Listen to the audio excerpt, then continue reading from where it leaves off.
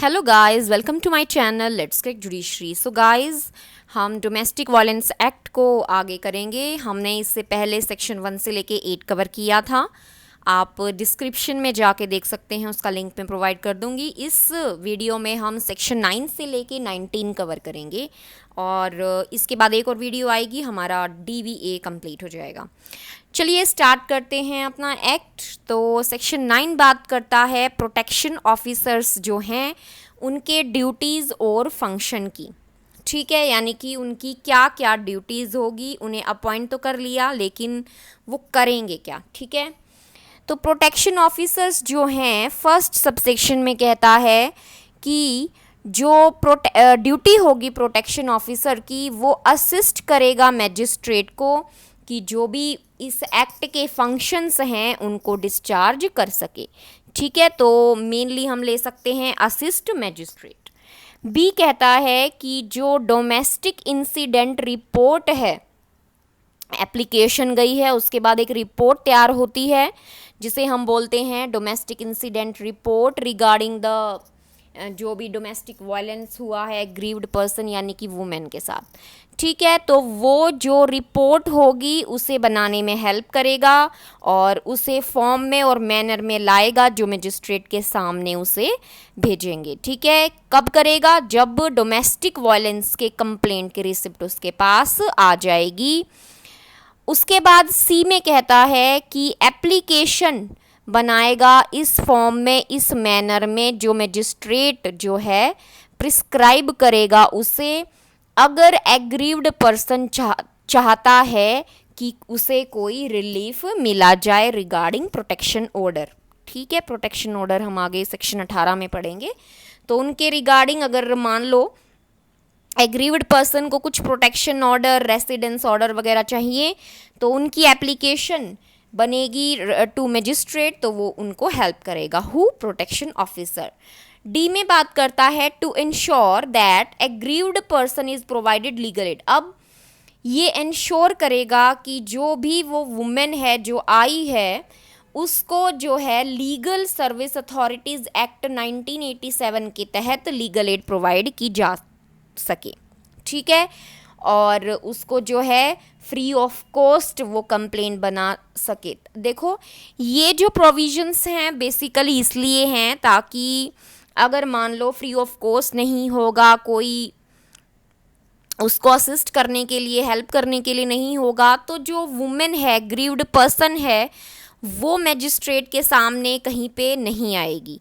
क्यों? क्योंकि उसे लगेगा अरे इतना खर्चा होगा, इतने मेरी कोई हेल्प करेगा या नहीं। तो इस जब एक्ट को बनाया गया तो इसीलिए ये ऑफिसर्स वगैरह और सर्विस प्रोवाइडर्स वगैरह जो हैं बनाई गई ये पोस्ट, ताकि उस वुमेन को सब कुछ फ्री ऑफ कॉस्ट और जो भी उसे हेल्प चाहिए रिगार्डिंग लीगल सर्विसेज की, कि वो किस एक्ट में, इस एक्ट में जाए या 498A IPC में जाए, तो इसीलिए ये सब बॉडी जो हैं कंस्टिट्यूट की गई हैं। ठीक है, उसके बाद देखिए नेक्स्ट जो इसकी ड्यूटी है वो रहेगी ई में, to maintain a list of all service provider, यानी कि उसको एक सर्विस प्रोवाइडर लिस्ट बनानी होगी जो लीगल एड और काउंसलिंग करेंगे, शेल्टर होम की, मेडिकल फैसिलिटीज़ की। ठीक है, इन सभी की क्या करेगा वो लिस्ट प्रिपेयर करेगा।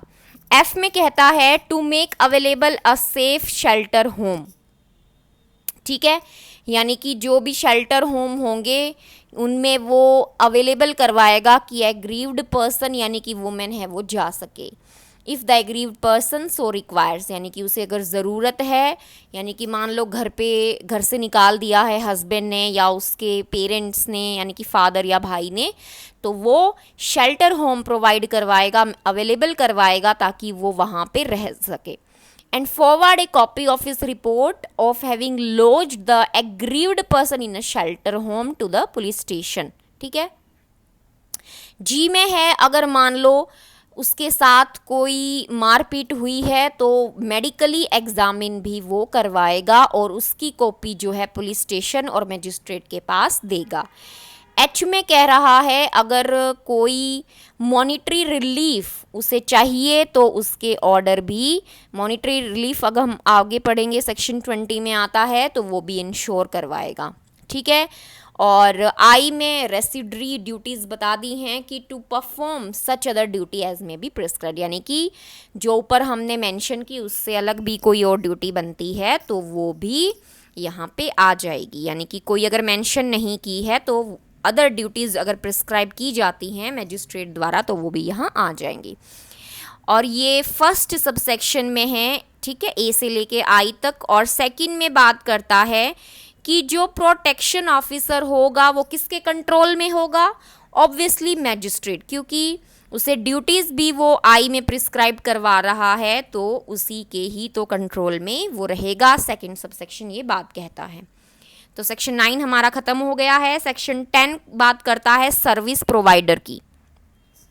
फर्स्ट सबसेक्शन कहता है कि subject to such rules as may be made in this behalf, कोई वॉलंटरी एसोसिएशन जो रजिस्टर्ड होगी सोसाइटी रजिस्ट्रेशन एक्ट 1860 में, या कोई कंपनी रजिस्टर्ड हुई है कंपनी एक्ट 1956 में, ठीक है, या कोई और कानून जो डील करता है with the object of protecting right और इंटरेस्ट वुमेन के, जो डील करता है, तो ये सभी क्या होंगे, सर्विस प्रोवाइडर।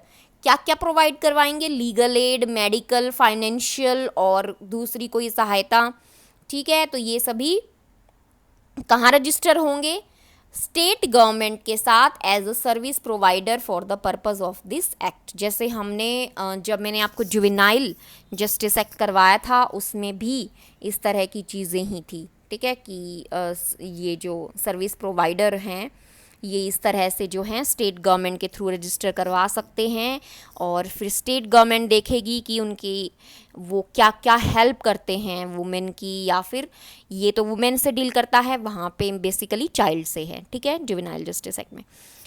तो उसके बाद है, देखो सेकंड सबसेक्शन बात करता है सर्विस प्रोवाइडर जो है, ठीक है, उसकी पावर बताई है, पावर ऑफ सर्विस प्रोवाइडर। यानी कि देखो क्या कहता है कि सर्विस प्रोवाइडर जो है रजिस्टर्ड हुआ है, अभी अभी ऊपर हम पढ़ के आए सबसेक्शन 1 में, उसके पास कुछ पावर होंगी। पावर क्या क्या होंगी कि रिकॉर्ड करेगा domestic incident report in the prescribed form if the aggrieved person so desires, यानी कि जिस तरह से एग्रीव्ड पर्सन वुमेन चाहती है उस तरह से वो जो उसकी रिकॉर्ड करवाएगा जो भी उसके साथ हुआ है, यानी कि डोमेस्टिक इंसिडेंट रिपोर्ट में हेल्प करेगा, ठीक है। बी में कहता है get the aggrieved person medically examine, यानी कि ये सभी जो ड्यूटी हैं हम अभी ऊपर भी प्रोटेक्शन ऑफिसर की भी पढ़ के आए हैं, तो तकरीबन ये वही रहेंगी, 2-3 जो भी हैं, जैसे उसको हेल्प करना, डोमेस्टिक इंसिडेंट रिपोर्ट में हमने ऊपर भी पढ़ा, ये सेम जो है सर्विस प्रोवाइडर्स की भी रहेंगी। तो मेडिकल एग्जामिन हमने उसमें भी पढ़ा था कि वो करवाएगा और फॉरवर्ड करेगा कॉपी किसको, प्रोटेक्शन ऑफिसर को, और पुलिस स्टेशन जो भी वहाँ पे जहाँ पे डोमेस्टिक वायलेंस हुआ है उस जगह के पुलिस स्टेशन में करवाएगा। सी में इंश्योर करेगा कि aggrieved person is provided shelter home, तो ऊपर भी हमने पढ़ा शेल्टर होम उसको प्रोवाइड किया जाएगा अगर वो चाहती है। And forward a report of the lodging of the aggrieved person in the shelter home to the police station within the local limits, जो भी उसकी डोमेस्टिक वायलेंस जहाँ पे हुआ है, जिस पुलिस स्टेशन की जुरिस्डिक्शन बनती है तो उस पुलिस स्टेशन में। और थर्ड में वही बात करता है कि उसके खिलाफ कोई सूट या प्रोसिक्यूशन नहीं होगा अगर उसने गुड फेथ में ये सब प्रोसीडिंग अपनाई हैं, तो उसके खिलाफ कोई भी सूट या प्रोसिक्यूशन कहीं भी किसी कोर्ट में नहीं चल सकता, ठीक है, यानी कि सिविल और क्रिमिनल एक्ट दोनों ही ले दिए हैं। सेक्शन 11 बात करता है ड्यूटीज़ ऑफ गवर्नमेंट की। गवर्नमेंट की क्या क्या ड्यूटीज़ हैं, तो देखिए central government plus state government, ठीक है, central government and every state government shall take all measures to ensure that a, कि जो ये हमने एक्ट बनाया है इसकी पब्लिसिटी हो सके through public media, TV, radio या जो भी प्रिंट मीडिया है, रेगुलर इंटरवल पे इसकी पब्लिसिटी हो, अगर पब्लिसिटी नहीं होगी तो मान लो कोई औरत है, उसके साथ वायलेंस हो रही है, डोमेस्टिक वायलेंस अगर हो रहा है, तो उसे पता कैसे चलेगा? तो पब्लिसिटी तो बहुत ज़रूरी होगी। तो रेगुलर इंटरवल पे सरकार जो होगी, कौन कौन, सेंट्रल प्लस स्टेट, वो देखेंगी कि भाई पब्लिसिटी जो है होती रहे, ताकि जो जन जन तक ये बात पहुंचे कि इस तरह का एक्ट है, अगर आपके साथ वायलेंस हो रहा है तो आप इस एक्ट में डायरेक्टली आ सकती हैं।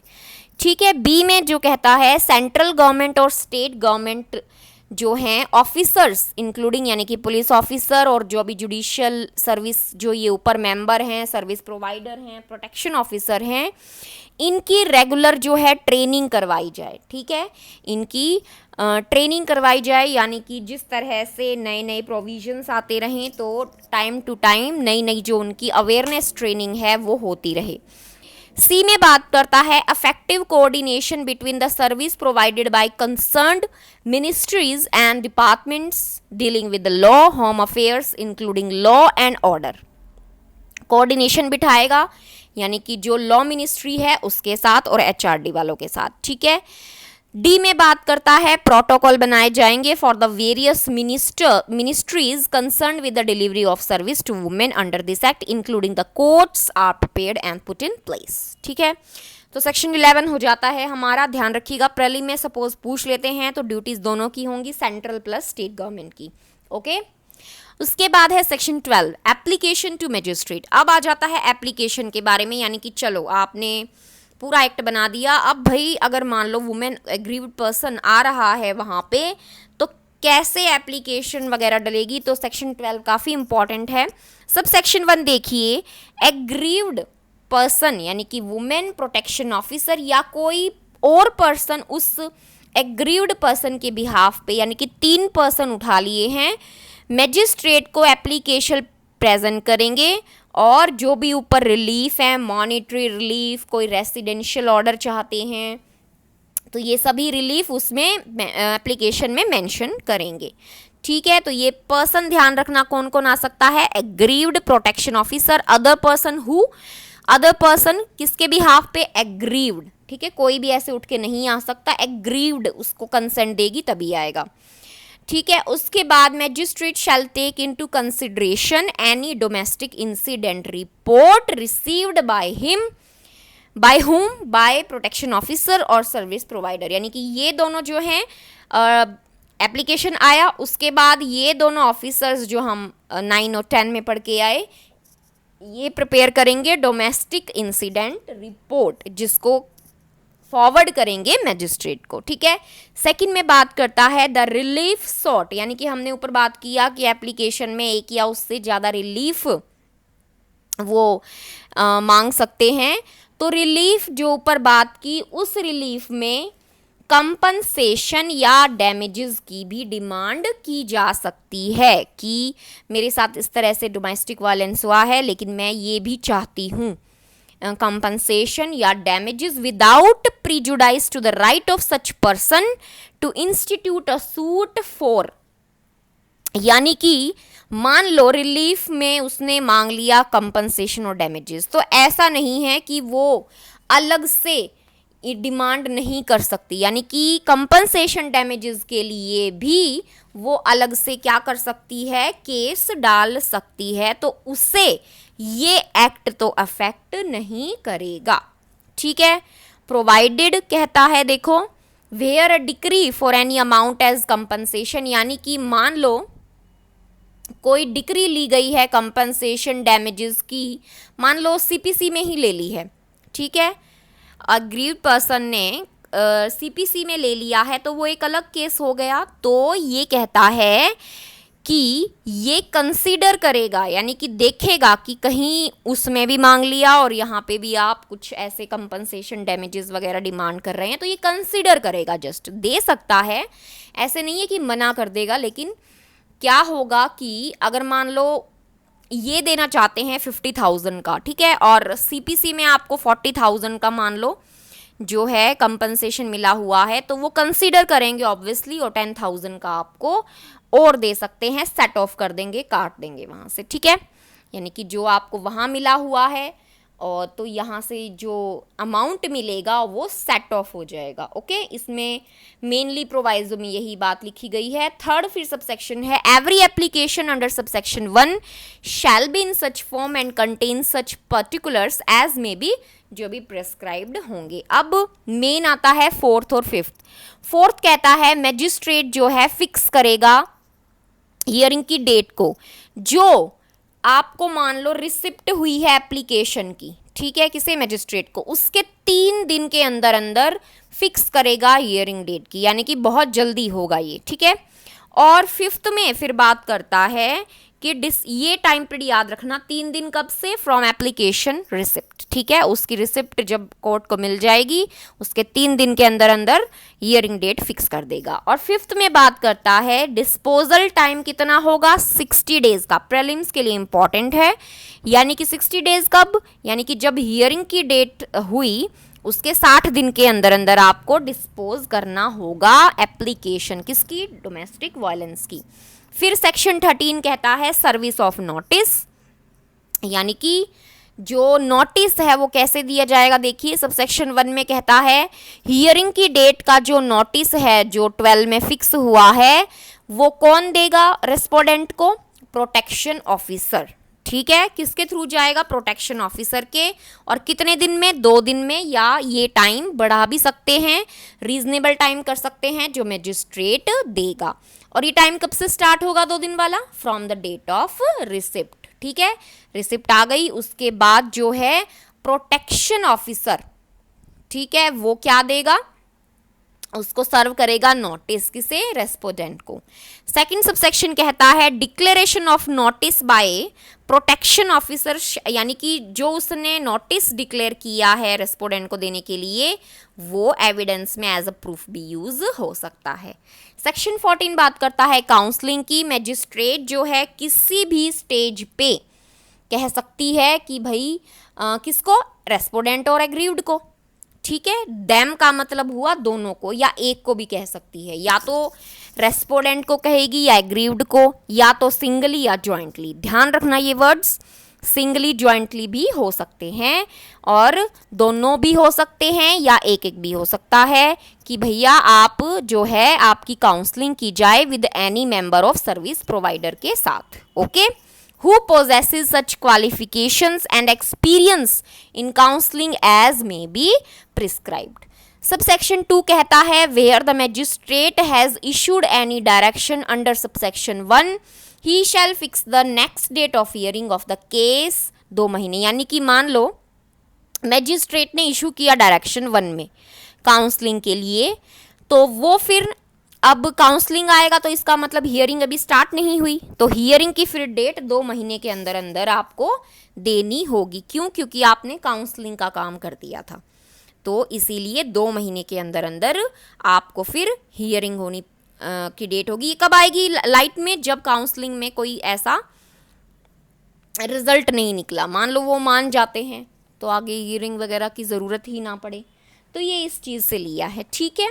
उसके बाद है देखिए section 15 assistance of welfare expert. इसमें बात करता है मैजिस्ट्रेट जो है सिक्योर करवाएगा services of such person preferably A women, यानी कि वुमेन को जो है ये सर्विस वो जो सिक्योर करवाएगा थ्रू सच पर्सन, तो वो वुमेन होनी मतलब प्रेफर होगा, मैन भी हो सकता है, प्रेफर होगा कि क्या करेगी। मेनली ये है कि वेलफेयर एक्सपर्ट जो है वो वुमेन होती है, तो उसे भी थोड़ा सा एग्रीव्ड पर्सन वुमेन है उसे हेल्प हो जाएगी अपनी बात अच्छी तरह बताने में। इसीलिए ये कहा है कि प्रेफर किया जाएगा कि वुमेन को वेलफेयर एक्सपर्ट द्वारा मतलब एज अ सेलेक्ट किया जाए, चूज़ किया जाए असिस्ट करने के लिए किसे, एग्रीव्ड को। और इंक्लूडिंग अ पर्सन, ये इंक्लूडिंग पर्सन कौन है, जो उस वेलफेयर एक्सपर्ट यानी कि वुमेन है उसके साथ, ये एग्रीड वाला नहीं है, ये वुमेन जो सिलेक्ट की गई है सिक्योर करने के लिए सर्विसेज ऑफ सच पर्सन, उसके साथ एक और आदमी को अपॉइंट कर देगी, पर्सन को अपॉइंट कर देगी कि उसको जो है असिस्ट कर सके इन डिस्चार्जिंग हिज फंक्शंस, ठीक है। हिज इसलिए लिया है, मैन वुमेन दोनों हो सकते हैं, वुमेन को प्रेफर किया जाएगा। सेक्शन 18 बात करता उसके बाद है सेक्शन 16, यस सेक्शन 16 कहता है कि कैमरा में ये सभी प्रोसीडिंग की जा सकती हैं अगर मैजिस्ट्रेट को लगता है तो। मे आया है, डिस्क्रिशनरी पावर है। सेक्शन 17 कह रहा है right to reside in a shared household, यानी कि मान लो वुमेन है डोमेस्टिक रिलेशनशिप में, वो चाहती है कि वो जो है उसी घर में रहे जहाँ पे उसके साथ वायलेंस वगैरह हो रहा है, तो यहाँ पे क्या करेंगे, चाहे उसका उस घर में राइट, टाइटल, इंटरेस्ट हो या ना हो, उसे हक है उस घर में रहने का, राइट टू रिजाइड, वेदर और not she has any right और इंटरेस्ट और नॉट। ओके। और सेकंड बात करता है aggrieved person shall not be evicted, ठीक है, यानी कि उसको निकाला वहां से नहीं जा सकता, वो पूरे राइट के साथ रह सकती है। ओके। सेक्शन 18 कहता है प्रोटेक्शन ऑर्डर। अब ये कुछ ऑर्डर्स की बात है। सेक्शन 18 में कह रहा है मैजिस्ट्रेट जो है एग्रीव्ड पर्सन और रेस्पोंडेंट को सुनेगी दोनों को, और फिर प्राइमा फेसाई क्या करेगी, कुछ ऑर्डर पास करेगी प्रोहिबिशन के। ध्यान रखना प्रोटेक्शन ऑर्डर में पी से याद कर लेना, पी से प्रोहिबिशन, पी से प्रोटेक्शन। रेस्पोंडेंट को प्रोहिबिट करेगी, क्या क्या है देखो, ए में है कि वो कोई भी डोमेस्टिक वायलेंस का एक्ट कमिट ना करे। बी में है एडिंग और अबेटिंग डोमेस्टिक वायलेंस, यानी कि मान लो उसके रिलेटिव कर रहे हैं तो उनको हेल्प वगैरह तो नहीं कर रहा, वो एड अबेट तो नहीं कर रहा, तो वहाँ क्या करेगी, रिस्ट्रिक्ट करेगी। ठीक है, ये सारे जो ऑर्डर्स हैं ध्यान रखिएगा, प्रोटेक्शन ऑर्डर में प्रोहिबिशन के हैं। सी में प्रोहिबिट करेगी कि वो ऐसी जगह पे तो नहीं चला जाए, मान लो एग्रीव्ड जो है कहीं ऑफिस में जाती है, ठीक है, और एग्रीव्ड मान लो कोई चाइल्ड है, लड़की है, तो वो स्कूल में तो नहीं जाती, या फ्रीक्वेंटली ट्यूशन्स वगैरह पे फ्रीक्वेंटली जहाँ पे वो जाती है तो वहाँ पे जो है उसको कहेगी कि आप नहीं जा सकते, यानी कि प्रोहिबिट करेगी।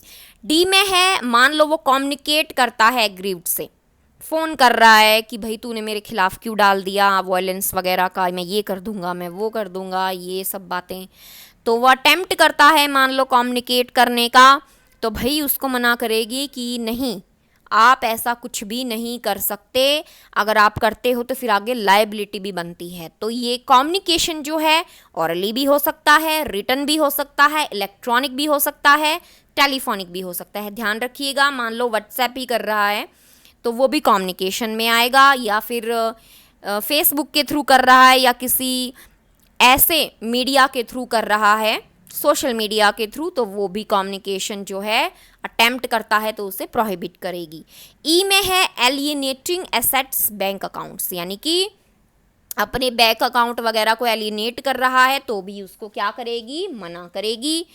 या फिर कुछ डिपेंडेंट्स हैं किस पे, जो ग्रीव्ड पर्सन है उस पे, उनके साथ वायलेंस को भी वो मना करेगी, या फिर कोई और जो भी है प्रोटेक्शन ऑर्डर के तहत उसको ऑर्डर दिया जा सकता है। लास्ट सेक्शन है 19 रेसिडेंस ऑर्डर, हमारी वीडियो का लास्ट सेक्शन है, वैसे इस पूरे एक्ट में 37 है। रेसिडेंस ऑर्डर नाम से ही पता चल रहा है, रेसिडेंस ऑर्डर यानी कि घर में रहने की हक। ठीक है, 12(1) में कहता है कि 12(1) में जब एप्लीकेशन डिस्पोज करता है, एप्लीकेशन का जिक्र कहाँ होता है, सेक्शन 12 में, वहाँ पे एप्लीकेशन डिस्पोज कर रहा है तो रेसिडेंस ऑर्डर भी वहीं पास कर सकता है। क्या क्या है देखो, रिस्ट्रेनिंग द रेस्पोडेंट फ्रॉम, यानी कि रेस्पोडेंट को कहेगी कि तू भाई एग्रीव्ड जो वुमेन है उसको डिस्पोजेस नहीं कर सकता, उसके पोजेशन में कोई भी डिस्टर्बेंस क्रिएट नहीं कर सकता, चाहे इसका हक हो या ना हो।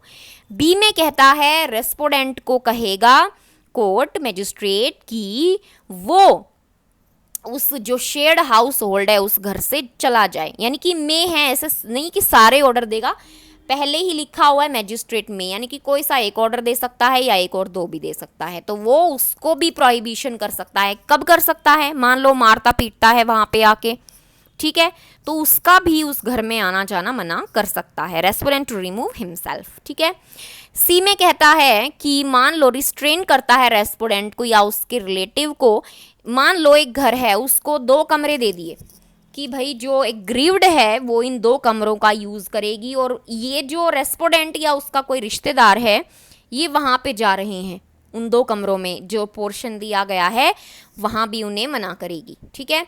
डी में है रिस्ट्रेनिंग द रेस्पोडेंट फ्रॉम एलिनेटिंग और डिस्पोजिंग, वही प्रॉपर्टी वाला आ गया, हाउस होल्ड वगैरह को एलिनेट नहीं करवा सकता रेस्पोडेंट। ई में है restraining the respondent from renouncing his rights in the shared household. ठीक है।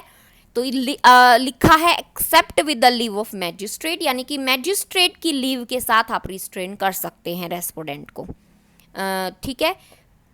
यानी कि वैसे तो रिस्ट्रेन करेंगे रेस्पोडेंट को कि वो अपना राइट रिनाउंस नहीं करेगा, लेकिन अगर मैजिस्ट्रेट की लीव है तो वो कर सकता है। डी में ये बात, ई में ये बात है। एफ में कहता है direct the respondent to secure same level of alternate accommodation, यानी कि जिस लेवल का जो रेस्पोडेंट रह रहा है उसी लेवल का जो है किसे, एग्रीव्ड पर्सन को दिया जाए। ठीक है, accommodation. Okay, provided that no order under clause B shall be passed against any person who is a woman।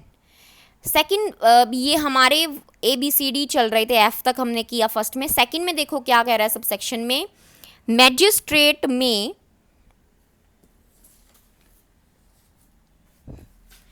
Impose additional condition. ठीक है, एडिशनल कोई और कंडीशन या ऑर्डर भी पास कर सकता है। थर्ड में कहता है कि बॉन्ड भी एग्जीक्यूट करवा सकता है, किससे, रेस्पोडेंट से। ठीक है, विद और विदाउट श्योरिटी।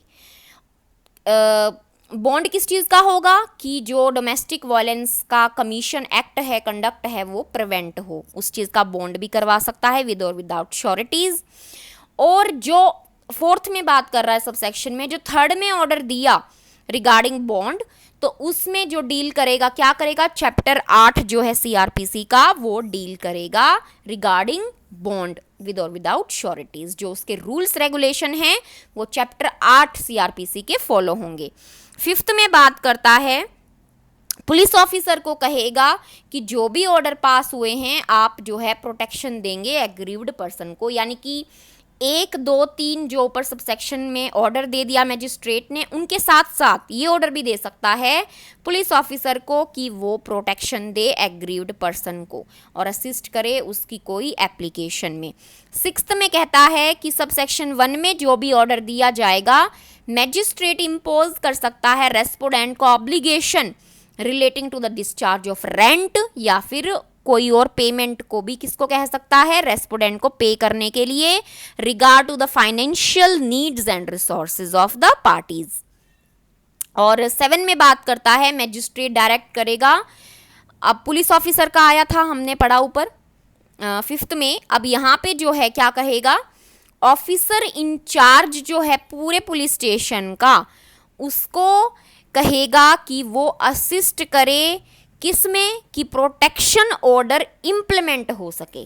ठीक है, दोनों में देखो, 5th में भी ऑफिसर इंचार्ज ही है नियरेस्ट पुलिस स्टेशन का, और 7th में भी। 5th में क्या बात कर रहा है, उसको प्रोटेक्शन वगैरह देने के लिए, लेकिन यहाँ बात कर रहा है कि जो प्रोटेक्शन ऑर्डर हमने मैजिस्ट्रेट ने दिए हैं वो वहाँ पे इम्प्लीमेंट हो सके। ठीक है, थोड़ा सा डिफरेंस है। 8th में फिर लास्ट सबसेक्शन में कहता है मैजिस्ट्रेट डायरेक्ट करेगा रेस्पोडेंट को कि जो भाई तूने इसका स्त्री धन, उसकी प्रॉपर्टी, उसकी वैल्यूएबल सिक्योरिटी ले रखी है तो भाई एग्रीव्ड की पर्सन यानी वुमेन की वापस कर दे। ठीक है, रेस्पोडेंट को कह सकता है उसका जो पैसा है उसी के पास रहे, आप उसको वापस दे दें, ये ऑर्डर भी पास हो सकता है। तो इसके साथ हमारा 19 तक कवर हो गया है। 20 से 37 मैं आगे वीडियो में कवर करवा दूंगी और इसके साथ हमारा DVA कंप्लीट हो जाएगा। तो अगर आपको समझ में आया हो तो प्लीज़ वीडियो को लाइक कीजिएगा और चैनल को सब्सक्राइब कीजिएगा। Thank you.